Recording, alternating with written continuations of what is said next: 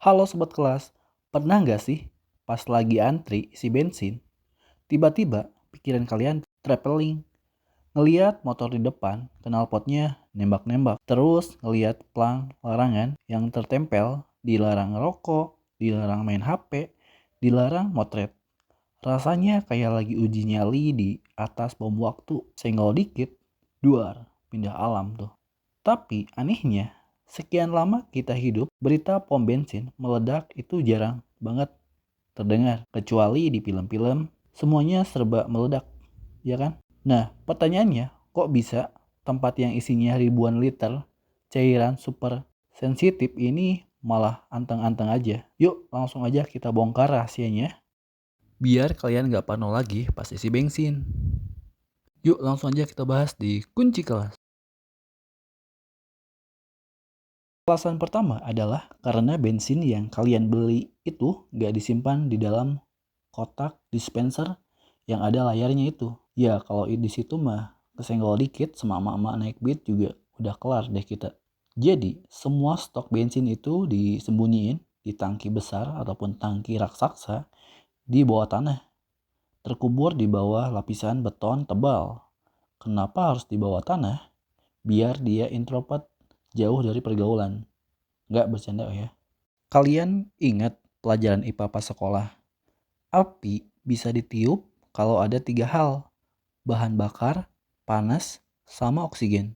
Nah, di bawah tanah itu pengap, nggak ada oksigen, plus suhu adem. Jadi mau di atas cuacanya lagi panas sampai bikin emosi, bensin di bawah tanah tetap slow, dingin, dan nggak bakal bisa kebakar karena nggak ada udara. Sekarang kita bahas momen pas petugas lagi ngisi bensin ke tangki kalian. Pernah memperhatiin nggak? Pas bensinnya udah mau penuh, tiba-tiba bunyi klik, terus bensinnya berhenti sendiri. Padahal mas-mas petugasnya lagi ngeliatin mbak-mbak di motor belakang. Itu bukan sihir, bukan juga karena masnya punya indera keenam. Di ujung besi, nozzle itu ada lubang kecil namanya teknologi Venturi. Begitu bensin di tangki kalian naik dan nutup lubang kecil itu, tekanan udara berubah. Mesinnya langsung peka, oh udah penuh nih. Terus alirannya langsung diputus secara mekanis. Jadi nggak bakal ada drama bensin tumpah-tumpah sampai memicu percikan api. Terus gimana kalau ada mobil, remnya blong, terus nabrak mesin dispensernya sampai roboh? Tenang, di bagian bawah bensin ada katup ajaib namanya survivor. Begitu mesin ketabrak atau geser dikit, katup ini otomatis langsung ngunci pipa dari bawah tanah. Jadi bensinnya nggak bakal nyebur kayak air mancur di depan. Jadi aman banget.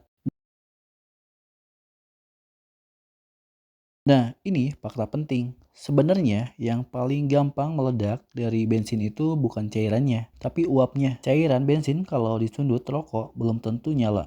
Tapi uapnya kesenggol listrik dikit dari gesekan baju sama jok motor itu bisa mengeluarkan api. Makanya di pom bensin modern ada sistem bernama vapor recovery. Gampangnya, pas bensin masuk ke tangki motor, kalian uap bensin yang mau keluar ke udara itu langsung diisap balik sama sistem nozzle-nya, dimasukin lagi ke dalam tanah.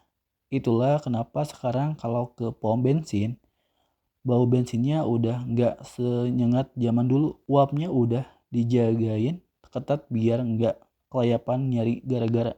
Kesimpulannya, pom bensin itu udah didesain sama insinyur-insinyur jenius dengan sistem keamanan berlapis-lapis.